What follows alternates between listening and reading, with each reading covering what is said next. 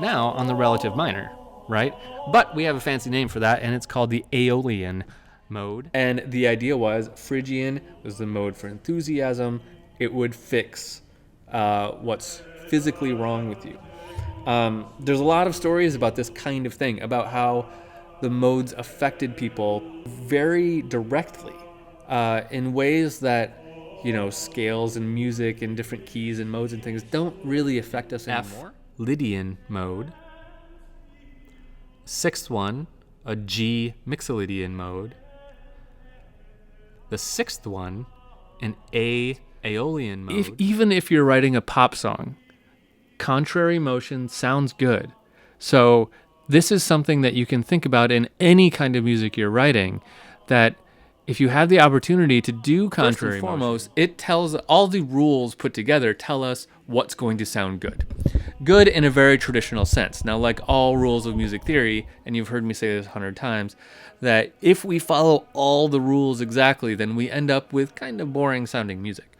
But it's really good to know all these rules so that when we're writing our own music, we can choose which ones to ignore and break in order to make something stunning, right? So knowing the rules.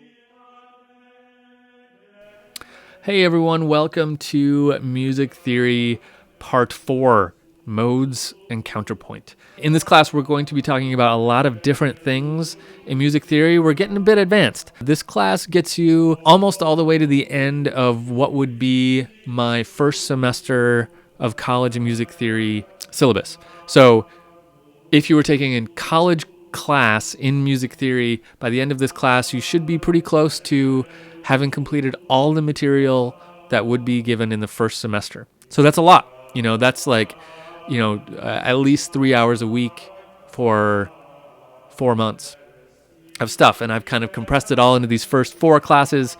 Maybe it'll drift a little bit into the 5th class. I think it will. But that's okay. You're still really close to finishing a nearly full college level music theory curriculum. In this class, we're going to be talking about the modes. We're going to start talking about the modes and what the modes are, how they work, and a little bit of the mysticism around them. There's some things related to the planets and early religion and Greek cities. They have a very interesting history. But more importantly, we're going to talk about how to make some music with them. And then after we get through with the modes, we're going to start talking about counterpoint. Now, counterpoint is something that, if you look at the traditional composers like Bach, Mozart, Haydn, Beethoven, all of these composers considered counterpoint to be one of the most fundamental concepts to writing music, more so sometimes even than harmony. This was one of the key things that you had to master in order to be a great composer. So we're going to spend a lot of time in this class talking about the rules of counterpoint, how counterpoint works, and how you can use it to make your music better, and also so that you can spot it in other music. So please join me in this class. It's going to get real deep. We're going to have a lot of fun in this class, but we're also going to cover a ton of stuff in this class. So I hope you're into it. I hope you decide to join us, and we will see you in our first lecture coming up right after this.